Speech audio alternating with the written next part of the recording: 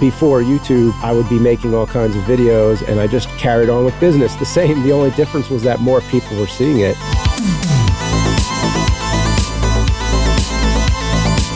When you sat down and you could have made any kind of film, and you'd done so many things before that point, what made you do this?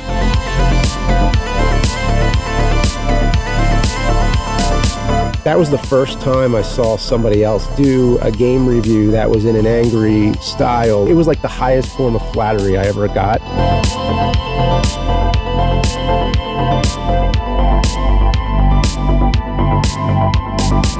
For whatever reason, I feel like NES usually makes the best episodes. Like whenever I'm in doubt, I'm like, okay, just go to the NES library, get one of those again.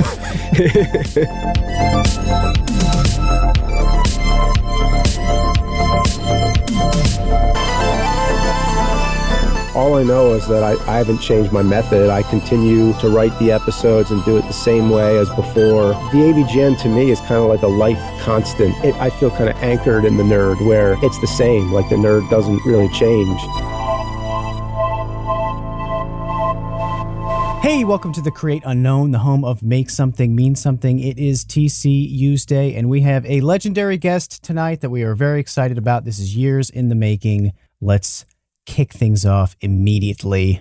Matthew Tabor. 20 years ago, the ancient compositions of Plutarch and Seneca collided with the electronics of Ralph Baer, smattered with a tinge of Wells and Hitchcock to birth a strange cultural phenomenon, the video game essays of James Rolfe, which in 2022 consumes untold millions of hours every day.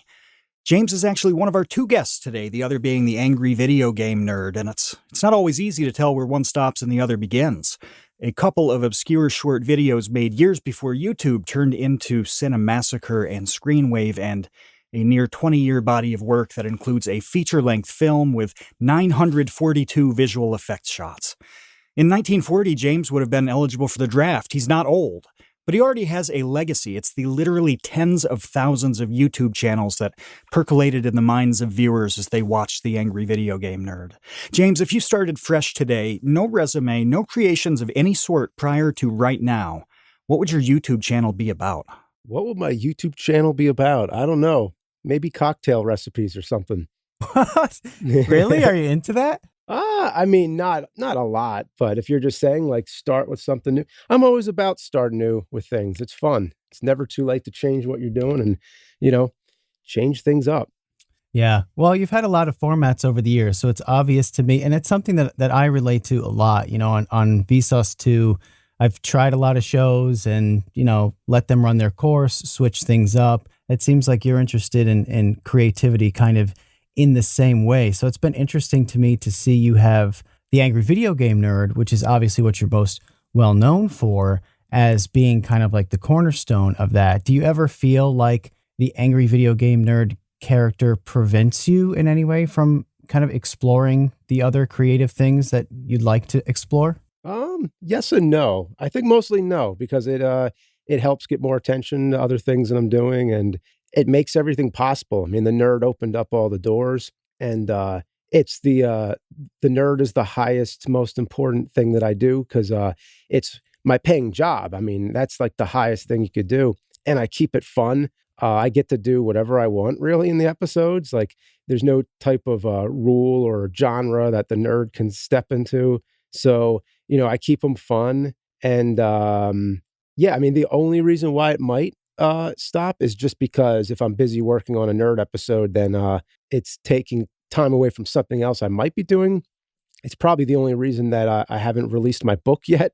But on the other hand, with the past couple years or so, there's been so much to add. So I keep adding things to the book all the time. Like, okay, well, as long as you go on living and you keep experiencing more stuff, it could potentially never end. Mm-hmm. But I am going to release it very soon, because at some point you just got to do it. Yeah. We mentioned a few weeks ago, I think it was 12 Tone, music YouTuber on Twitter. 12 Tone wrote about YouTubers not really being recognized on the street in the same way that their fans or people just familiar with YouTube would think they were. And I think that has implications on the feeling of being limited. I think a lot of people feel like they do a thing, they can't do things that are very different from that. The truth is that you could probably start anything. You could start a cocktail tutorial series tomorrow, and nobody would know the difference. It would be a completely separate, different audience. They'd be like, oh, hey, this guy has a camera presence. He must have done this a little bit before, and that's as far as it would go. Yeah, I mean, the question is, what do you want to do? Just do it. I mean, it's like whatever, worst thing, some people won't like it, but just do it. Whatever it is that you enjoy doing, and you could enjoy doing many different things, and you could do a little of this and a little of that, and I think that's what's fun.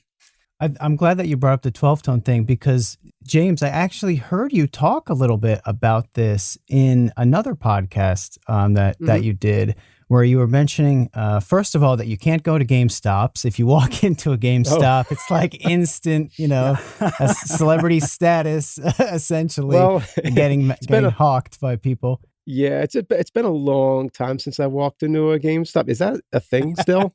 I don't really remember. Okay, not only is it a thing still, but it smells exactly the same. Like, what does a GameStop smell? I don't think I've been into one in like 15 years. What does a GameStop smell like? Is there a specific game stink that I should know about? Game stink. I don't know where it comes from. Do you have? I mean, I think it's like it's a tinge of body odor, some plastic. I don't know. It comes from. That's a whole other topic. I think it's body odor and plastic mostly. Body odor and plastic. Yeah, well, I'll have to go stop by a GameStop at some point in the near future. But I thought it was interesting that you were essentially saying that, like, outside of obviously a scenario like that in GameStop or a gaming convention, that for the most part that you don't find walking around to be like a problem. For people hounding you, like, oh my gosh, it's the angry video game nerd. No, it's really comfortable. It's the right level of famous. I'm not. I can function like a normal human being, although sometimes it can be a little hilarious. I remember one time I was walking out of a store and some guy in his car, he's driving through the parking lot. He stops and is like yelling out his window, like, "Oh my God, James Rolfe, I love your work and everything." And he's just, like praising, really nice. And, I'm trying to cross the street and, get to my car or whatever. But anyway, the guy's going on and on how much he loves my stuff. Real nice. Then the car behind him honks to get moving. And then he yells back at the other person, "Don't you know who this is? It's the angry video game nerd." And I'm like, oh God. Causing traffic disturbances and road rage. Yeah. See, I think that kind of thing is good. Like you say, the right level of fame. I think what you don't want is for like professional services to get in the way here. Like you go and see like an ear, nose, and throat specialist or something. And he's like, "Sir, clearly a buffalo has taken a diarrhea dump in your ear." Like at that point, you're like, "Yeah, just diagnose me and let's get on with it." Do you ever have any awkward moments trying to explain to people what it is you do for a living? Because I have had that trouble for years now. Matt and I talked about it recently on a podcast that we did, where even talking about doing YouTube for a living still in this day and age is very confusing for people who don't know what that means to understand. Oh, yeah. I mean, even just doing self-employed work, let alone YouTube, it is tough. It usually starts with I work on the internet, and usually I just try to stop it there. And it's like, "Oh, what do you do?" It's like, "Oh, I do videos on the internet." And then the longer you go with a gap of silence, you're like, "Oh, I better explain this." Yeah, I was just going to say, yeah. Where did their heads go immediately when you said that? Yeah. So it is kind of a tough thing to explain. But yeah, I mean, it'll just keep going. It's like, okay, how much do you want to know? And then it's like, all right, yeah, I'm the angry video game nerd. Sometimes I realize they already know when they start asking me. So you kind of start to sense that, like, okay, is this one where you just want to jump into it, or is this one where you want to keep it vague? I don't know. You kind of answer on a case by case basis. Yeah, feel it out. Do you feel like people are curious about like how angry you are in real life. Like they want to test the waters, be like, oh, is this a frustrated, irritated, analytical person, or do they poke and prod to flesh out the difference there? Yeah, I just call him an asshole at that point. I think that might be and then what they get want. their answer. Yeah, they might want that, actually. I don't know. Validation. I'd want to be called an asshole by the angry video game nerd. That's a better story than like, oh, I met him and he was really nice. Yeah. Yawn. Yeah, I mean, sometimes they even specifically ask me that, like, oh, can you call my my brother couldn't make it or whatever? Like, can you call him? You know, they have it, you know, recording on their phone. Like, can you call him an asshole or something? You know, so yeah. That would be your cameo profile, is people just paying you to insult them. Yeah, pay to insult. Mm-hmm. Well, people just ask Kevin to do their math homework. Oh gosh, it's far less glamorous. Oh, yeah. I do get emails where people are like, "I've invented this theory, and we have to talk about it. When are you free?" It's like, oh gosh, I am not free. Put down your can of Hyper Hydro Monster and your Crimson Berry White Claw. It's time to rethink the beverages in your life. We drink a tremendous amount of tea, working on videos, recording the podcast, but we don't drink normie NPC tea. We drink cultured and refined anime tea from the Dragon's Treasure. They've got a gunpowder green tea called Space Cowboy. If you've listened to this podcast before, you know why Kevin likes it. And I used to chew gunpowder green tea leaves when I played baseball in the 90s. I love the stuff. Dragonwell Z, Samurai Chai Plu, black teas, herbals. The Dragon's Treasure describes itself as a haven for anime and tea lovers for a reason. They've even got a tea called Uwu. It's got apple bits and cocoa nibs. It's crazy. I bought the 60 tea sampler pack as soon as I could. I wanted to try everything. It's that good. And when you order from the Dragon's Treasure using the code CREATE, you'll get 10% off your order. That's 10% off using the code CREATE at thedragonstreasure.com. The link's in the description. Look, find me another place that sells Russian caravan tea with a name like, "And then everything changed when the Fire Nation attacked." You can't. Thedragonstreasure.com, 10% off when you enter the code CREATE at checkout. The link's in the description below. Get brewing, Space Cowboys. But, you know, like we said at the top, this has been years in the making. It's really awesome to connect with you because you and I have never chatted before, but you know, the fact of the matter is, when I first started on YouTube, the Angry Video Game Nerd was such a big deal to me as someone seeing a person doing kind of a thing, you know, by themselves at home, talking about Nintendo games that I didn't think anybody else had ever heard of. There was a level of, you know, actual effort and production value behind it. I mean, I don't know how many people are old enough, really, to realize what internet video was like back then, what quote unquote YouTubers or YouTubing was like back then. But it wasn't this like serialized, creating a format, having your own essentially TV show almost that you do yourself. That was a really, really new thing. And now we just take it for granted. But I would love to know what it was like to just figure out what were your influences? Like, how did this even come about? Because when you really think about it and don't take it for granted and looking at it in a 2022 lens, it was a really weird and unique thing to do, man. Like really strange and unique. Yeah, definitely. I didn't think too hard about it. When I did it, it was sort of the same as any video I would have been making. Since before YouTube, I would be making all kinds of videos and I just carried on with business the same. The only difference was that more people were seeing it. And before YouTube, the only conceivable way that I knew to get, you know, videos up on the internet, there was a site called studentfilms.com. You would send them a VHS tape, and for $1 per minute, they would upload it. And you might get a few comments on it, but nothing much, like barely anyone saw it. So when YouTube came along, it was like, wait a minute, this is free. Well, how much can you upload? I mean, is, you know, I think there was a limit at the time. I think it was like, what was it? Like 20 minutes or something like that. But might've been 10. I think it was pretty low back then. Yeah, that's right. That sounds familiar. Yeah. Cause sometimes you'd have to split a video into 2 parts, Yeah, it was so new, and I remember, what I took for granted a little bit was that you kinda fool people into thinking that you're this character, and at the time, I was just thinking, anybody would understand that. Anybody would understand, well, this is acting, this is a character I'm playing, Mhm. but a lot of people at first kind of, didn't get it or they thought it was real, so I should have played that up more maybe and just been like, "Oh, this is real," you know?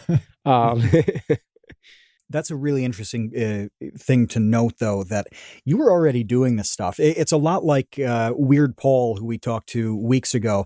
Weird Paul was making home videos in the 80s and splicing together edits and doing Weird Al style song parodies. It was just stuff he was doing. And as all the internet platforms came along, he didn't look at anything and think, oh, I want to do something like this. It's like, no, here's a place where I can maybe put the things I'm already doing. I think that's tough for people to understand because anybody now who's like under 25 can pretty much do anything. There's nothing that anybody's doing that doesn't have a platform for it. Whereas how many years, 15 years you were making videos before it was even possible to upload one to YouTube? Yeah, every generation is gonna have something new, because the generations before me would be like, well, we'd have to shoot it on film and then wait for it to come back from the lab, you know, which I did in film school. But, video made it easier, and then editing on computers, when that came along, it was like, "Oh my god, wow," like, slow transition. I remember, I couldn't afford any of the newest computers at the time, but, years and years would go by, and I'd use the school's computers and spend any hour that they would have the lab open for I'd come in and edit my movies on it, and then eventually got my own, like, used my whole student loan that year to buy a new Mac. At the time, it was a Power Mac G4, and, was editing on Adobe Premiere. Well, now I'm editing on Premiere again, but, at the time, it was like the old Premiere, and the only thing left, the only missing piece of the puzzle was somewhere to show everything you're doing, and, yeah, YouTube came along and the rest is history. Yeah. I've talked about how I went to like local TV stations just trying to figure out a way to put stuff on air after hours. You know, you would have to take a certain class and then like work there a certain number of hours to even hope to get your short film or something to play on this local TV station at 3:00 in the morning when no one was watching anyway. So then when YouTube was a thing, it was like, holy cow, I could just make whenever and upload it whenever, and other people can watch it whenever for free. That's really amazing. An amazing thing. When Matt, when you mentioned Weird Paul, I also thought of this guy Spider1, whose videos I love. He is a game reviewer who has reviewed every single TurboGrafx game. Every single one. Cool. Yeah, it's a show called Turbo Views, and he just went through the whole catalog of TurboGrafx. How many Wow. is that? It's not like a shocking amount because that system wasn't like super popular, but it's over 100. It's 100 something. It's not like NES, which was like 600 something games. I think TurboGrafx was like 116. Still a big project. It took him years, but why I wanted to mention it is this dude was making like TurboGrafx reviews with a camcorder like at home in like 1991. You know what I mean? Oh, wow. And then it wasn't until YouTube he started doing it more and more, kind of professionally, and well, not professionally. He has a day job, I believe, but it was a similar thing where like this guy not invented, but he was doing video game reviews 15 years or whatever, just by himself before there was any way to share them with people just for fun. It's amazing to hear stories like that. Yeah, that's awesome. What Yeah, were I you never trying heard to of do when you made the first one? Like when you sat down and you could have made any kind of film, and you'd done so many things before that point. What made you do this? Probably because the last thing I did was completely different. Like that was kind of like the reason I did everything, I guess. I just kept jumping from project to project and making everything I did completely different from the last thing. So I was like, hey, how about I review this old video game that nobody cares about anymore? Nobody would ever even remember this game except for my close friends. And that was really all it was just show it around to anybody who might remember the games, and you'll get a good laugh and then, move on to the next thing. I had no idea that so many people remembered the same games, and that it like spoke to a generation and all that. Like that was just really amazing, to find out. Mm-hmm. What was the project directly before it that you were trying to get the opposite of? What was the project? Oh, you know what? It was my senior film. It was a urban legend short film about legends in the Pine Barrens of New Jersey. Oh, It was sweet. sort of meant to be like the first episode of like a Twilight Zone type sort of anthology series. But it was about investigating this place in the Pine Barrens called the Blue Hole. It's a narrative though. It's not like a like a hunting the myth kind of show, like a documentary. It was narrative, but I did that, and then I just never continued it, unfortunately. But the thing is, I moved on to so many other things after that. I did a zombie short film like a year or two after that, and that was The Deader the Better, and that's just a cross between Clerks and Night of the Living Dead.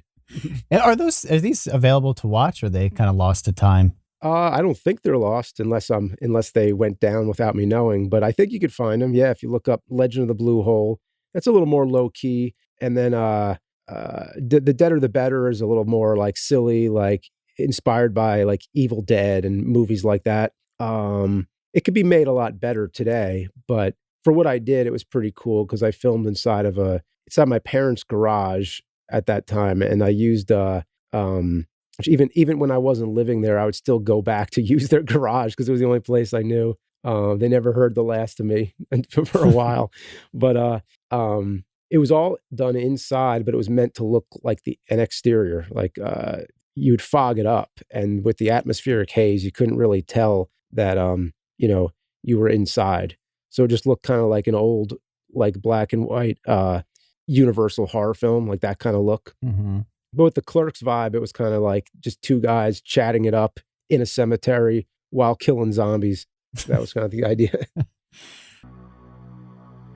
We want to help you make something and mean something. And we say that phrase all the time because when you're making something and you know it means something, even if it's just to you, that's when you feel pretty good about what you're creating. The support for the Create Unknown in recent weeks has been incredible. Animators, artists, musicians, YouTubers, aspiring filmmakers, comedians, it is crazy how talented everybody in this community is. Consider joining the Create Unknown Patreon. Every dollar that comes through goes straight into the podcast and its community. That means more highlights videos. It means a big Minecraft project that's on the way. And eventually we'd like to manufacture custom piss bottles so you never have to leave your battle station. And being a patron unlocks participation in all of our live recordings. You've seen the roster of guests we've had. Having access to their minds is a unique opportunity. You can go to patreon.com/thecreateunknown or click the link that's in the description. Every little bit helps, and your support means absolutely everything to us. Patreon.com/thecreateunknown, links in the description. We appreciate you, Space Cowboys. Well, clearly your creative imagination kind of runs the gamut, but you hit on a thing with Angry Video Game Nerd. So, you make one, it has a certain level of response, you decide to make another. At what point are you like, I'm going to make a lot of these? I think it was, the first two were on VHS tapes. I mean, it was shot on mini DV, but they were only circulated on VHS.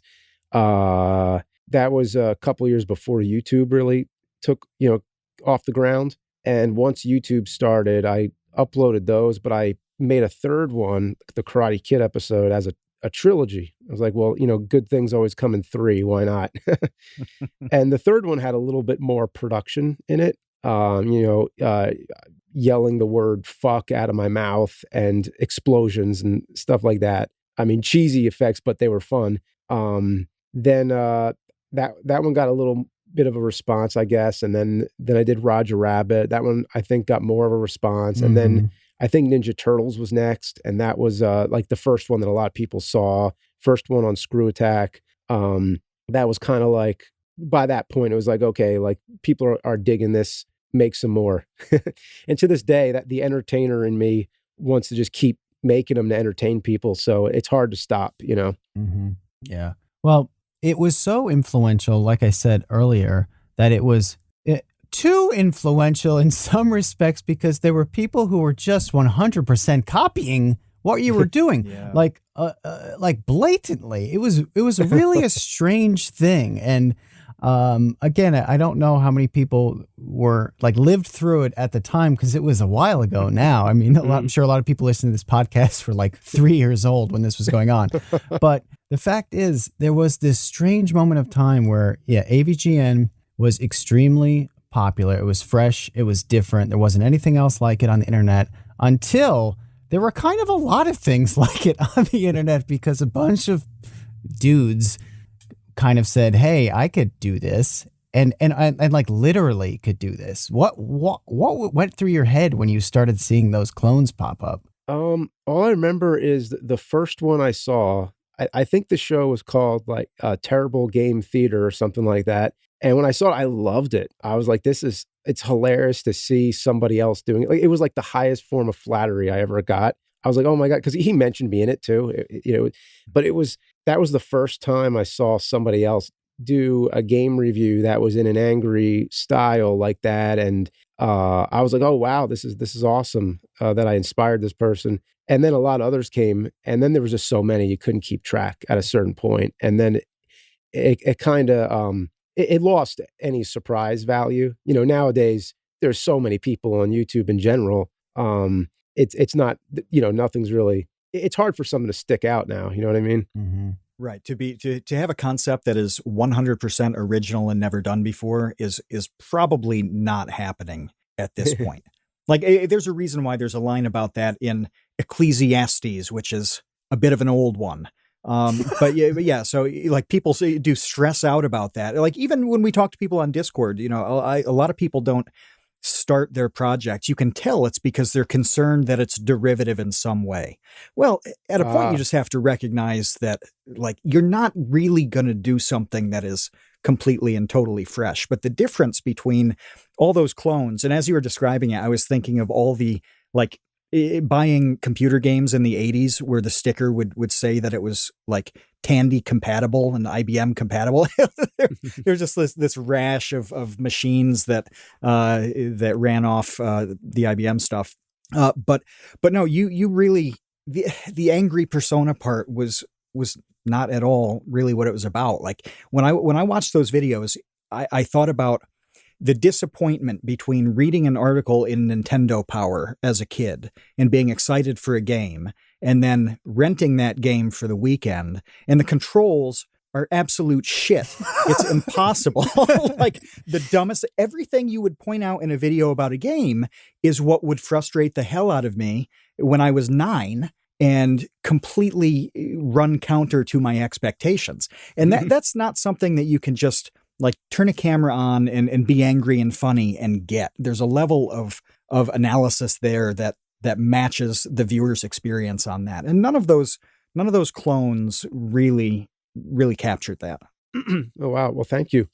Yeah, it was it was fun. I mean, just like I guess being one of the first ones to do that. Yeah. Cause now I do it, and there's nothing I can do with it that's completely new. So every episode's kind of like the same kind of format, but a different game. Like the episodes really haven't changed much at all. Like it's kind of just, I've been doing the same thing for 15 years, so there's like a certain level of like stick to the format, but also coming up with something new in each one. So I always try to find that balance. It's funny, I don't know how many people realize sort of the fractal pattern that emerged from AVGN, because just when you were just talking about like angry reviews, there were so many people who were latched onto the angry thing that our friend Johnny Millennium, who's coming back onto the podcast in a few weeks, the end of March, Johnny will be back. He like purposefully created Happy Console Gamer because everybody was just talking about being angry about games. And Johnny was like, well, I really want to celebrate and talk about all the games that I love. So I'm going to do he actually enjoys the them. opposite of this sort of, rash of angry video game people. So it's just funny how much spawned off of that. That's obvious, let alone the things that aren't so obvious. Oh, wow. Yeah. I remember when I did the movie reviews, because, I jump back and forth with movies and games. The movie reviews usually tend to be more positive. It's like, hey, here's a movie that I really enjoy. And if it's a bad movie, well, it's a so bad it's good movie. But I remember when I first started doing them, I think there might have been a little expectation of, well, if the nerd is angry when he plays games, why aren't you angry when you're talking about movies? Like, kind of like, why don't you talk about all these shitty movies? It's like, well, kind of like to use this as a moment to talk about stuff I love, because that's what I usually like to do. Let's talk about stuff we love. It's different. It's just a totally different thing. Yeah. It felt like you loved the bad games, though. I mean, I think back again to that process of on a Friday night renting a video game, which, by the way, we used to have to do for people who don't understand this. You would go to the video store and like pick out one game that you would play all weekend. Even if it was the most terrible game you'd ever played, you still played it until like Sunday night. I mean, you did this 72-hour marathon to get the most out of that game. And there was this odd attachment and love for even the worst video games. And so when you were ripping them, I think like, I know that you still played this game for 50 hours in a weekend. Yeah. Like sometimes it's a personal experience. I mean, those are kind of limited because there's only so many games you played as a kid. So sometimes you have to you're playing it for the first time ever, or you might remember hearing about it back then. Maybe you saw a picture in Nintendo Power, but you didn't play it till this day. Playing them for the episodes it's funny because it is like a love-hate relationship, because it's so much fun writing the episodes and complaining about the games and then getting to act it out. Like it's very therapeutic. But playing a really bad game is, a bad game is a bad game. It's not fun. It's like there's nothing fun about especially wait till you see this one that's coming up. I mean, man, like it is probably the worst NES game I've ever played. I guess I could let that be like a cliffhanger or like, man, yeah, because you'll see soon. But when you're playing it, you're like, oh my God, like this is so frustrating, but you're laughing at the same time. You're like, oh, wait till I rip this one apart. I think that was such a unique thing, and it helped kind of resonate with our generation as well about the NES. Is there were so many really, really bad games. Like it was such an explosion in the 80s with the NES that so many games were made because there was so much money to be made, and licensed games that were terrible. Like one game I remember getting Back to the Future 2 and 3 for my birthday one year. My uncle bought me that game. And holy crap, if no one has ever when played... you found out your uncle hated it. Hey, he went to Toys R Us. He saw Back to the Future 2 and 3. It looked the box cool. looked amazing. Yeah, the box looked cool. Back to the Future 2 is an awesome movie. 3, that's a different topic. And so, we can probably do that on another podcast. But that game truly sucks. It makes no sense. You have no idea where to go, what to do, what the objective is. It's just garbage. And there you go. Like, happy birthday. Here's some garbage. Yeah. And that's if you can't even make it to the number 3 part of it. I never did. How do you even get to the number 3 part? Geez. Man.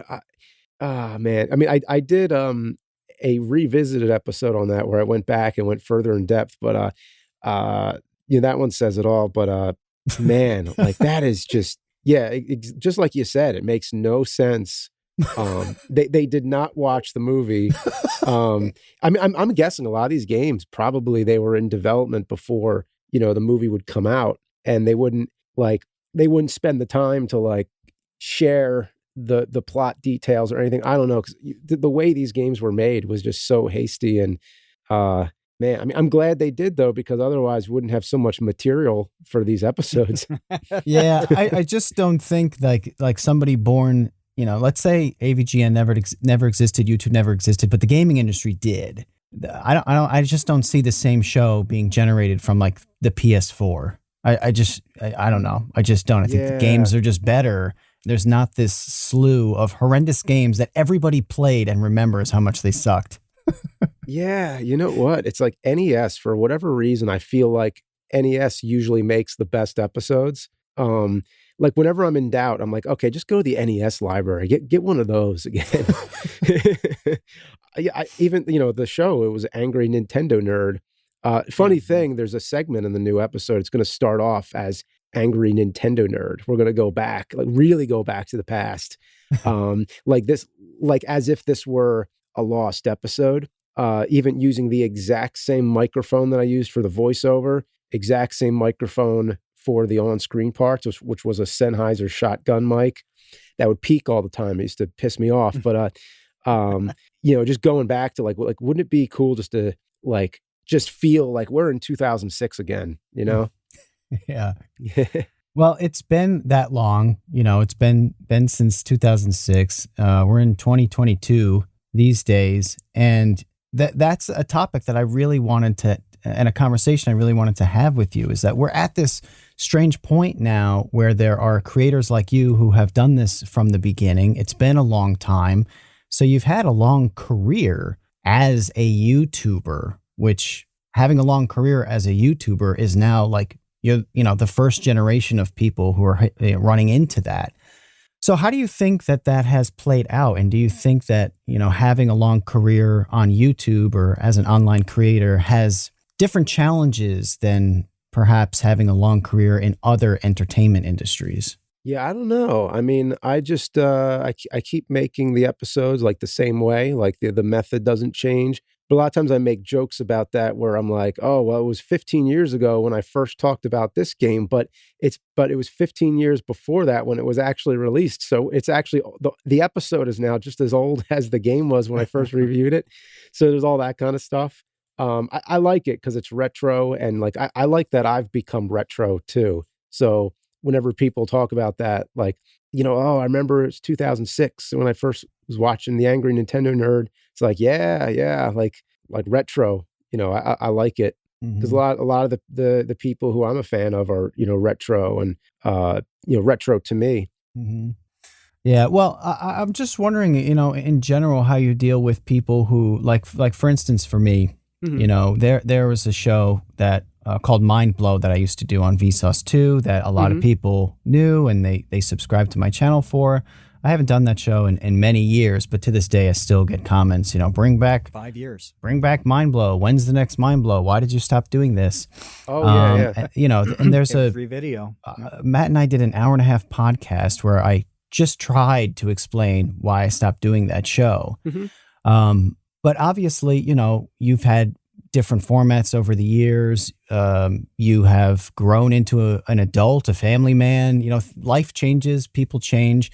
How do you deal with fans who maybe don't understand that life changes, people change, formats change, platforms change, and the who don't like? Understand life? Is that the short way to put it? Fans who don't understand life?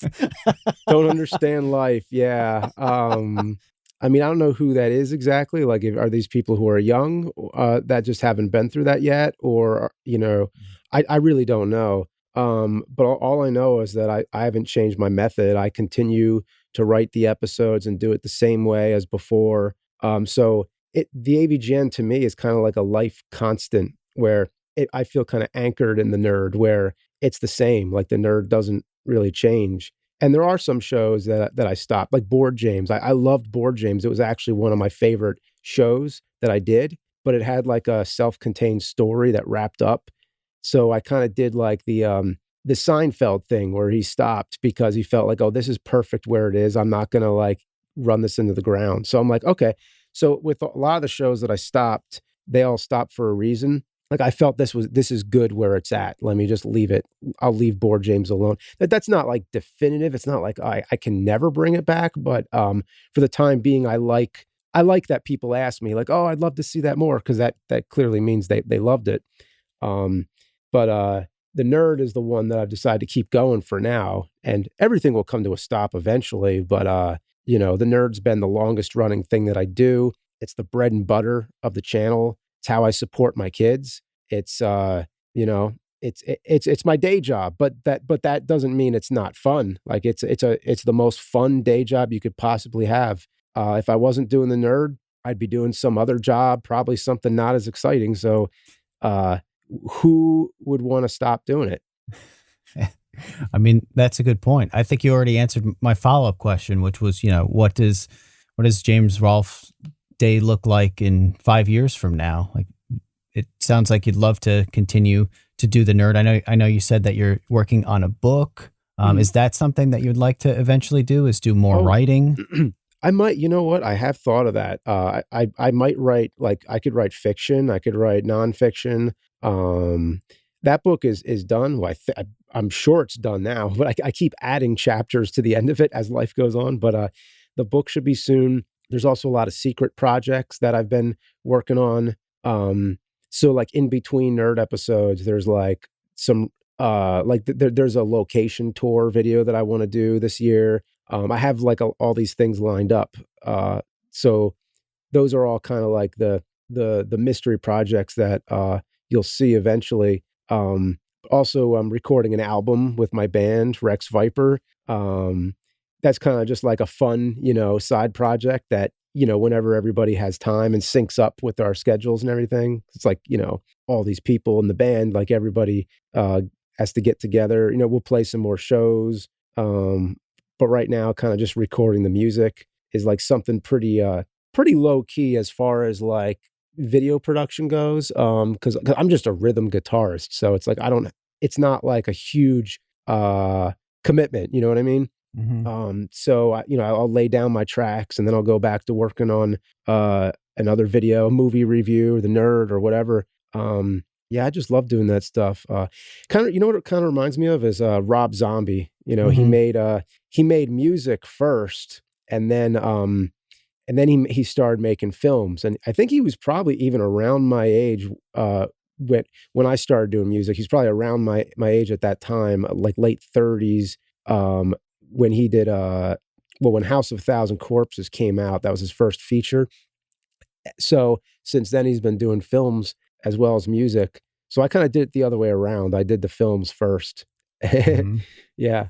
Would you like to make another full length film? And we had Andrew Bowser on earlier, Yeah. who is in the midst of Hmm. making his Onyx the Fortuitous, and I know that he's looking for some investors for that. So if anybody is listening that wants to become an equity holder in Onyx the Fortuitous, the Now's option your chance. now is your chance, yes, to become an Here's the executive time. producer or something. But what about you, James?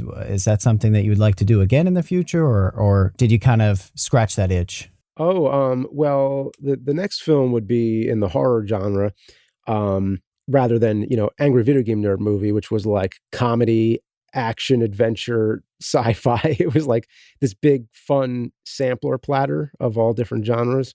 The next film was more like one style, just one sort of like suspense kind of thing.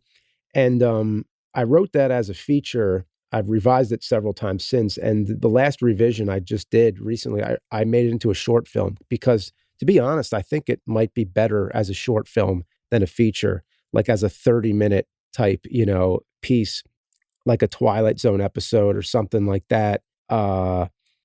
It's more like the story's more condensed. Whereas like a feature, I felt kind of like, well, maybe I was stretching it a little here and there. You know what I mean? Hmm. Um, so I think this horror film works better as a short than it did as a feature, and it's going to be a lot more feasible to do. There was many locations in the longer draft that could be omitted, where now there's not as much traveling, not as much locations, a bit fewer characters. I think it's going to be a lot more feasible to do because, like, the one thing you don't want to do with a movie is like you start it, like say it's a big feature, and then next thing you're working on this for years and years and years, and there comes a time when you're like, well, I'd like to get started on the next movie. Like I have some other ideas that are coming into my head, and I'd like to get started on something else, but you're just kind of stuck doing this one feature until it's done.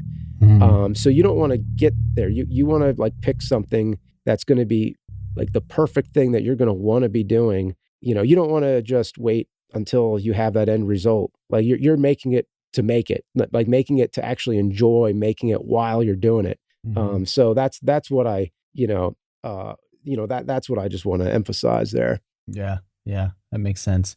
Well, you are a busy guy. You wear a lot of hats. No No shortage of hats on this man. That's for sure. Plenty of projects. But before we let you go, is there anything like you want to let everybody know that we have to look forward to aside from the worst NES game that you've ever played coming up soon? Any particular projects that you want people to watch out for? Oh yeah. I mentioned a book, a music album, a film. I think I already kind of mentioned it all. That's it. So. That's it. Well, there's nothing else. There's no sort of like synchronized swimming meet that you're going to do, or yeah, that's right. Dance ensemble. Well, now you got me thinking. So, well, I'll be hopefully attending some more conventions in the near future. I'm doing some weekly movie reviews right now. Actually, they're not even all movie reviews; they're just all like topics, just whatever. It's like I'm pretty much just making whatever I want, whatever I feel like, whatever's fun, and whatever, I feel passionate about. So that's what I'm doing. So just keep watching the channel. Yeah. Awesome. Well, James, thanks so much for your time. It was a long time coming. And Matt and I really appreciate you squeezing us into your busy schedule. Get back to work. Okay. Mister. You have a lot of things to create. Well, thanks, guys. I appreciate it. This is a really good talk. All right. We'll be back next Tuesday, TCU's Day. Until then, we'll see you, Space Cowboys. Thanks for listening to The Create Unknown. We make this show with the support of our patrons. 100% goes directly to keeping episodes going every week, and we've been shocked by all the new support this year. The world's ending and I'm late for work. Gib Tom, Sid Poke, Demetrius, Atrocious Guff. You guys really do make this show happen. Thank you to the Tots and Dumpster crew, old and new, who save tiny little lives every month. And thank you to our grizzled, battle-hardened child infantry. Jen Mefasanti, Kevin Menard, Mikhail Steinke, Risebread, Sean Malone, Ryan, Kamikaze, Maria, Marco Sheep, Tom Videogre, Jelksies, and Dan the Latch. And a tremendous shout out to our elite baby gang commanders, Linus and Trevstead, Boromir, Bot Dogs, Chinchilla, Isaac, Conrad, James, Andrew, Jeff Davis, Patrick Pister, Baseweight, Monahim, Dojangles, and Zero. You really are the elite. Thank you as well to our indentured servants, producer-editor Ben Webster, Discord savior Latterman, and producer emeritus Dan Yoshua. And thanks to Baseweight for the use of Created in the Unknown for the opening theme, and to Electro Voice for giving us mics to sound good on top of it. The Create Unknown is an Unknown Media production in partnership with Studio 71.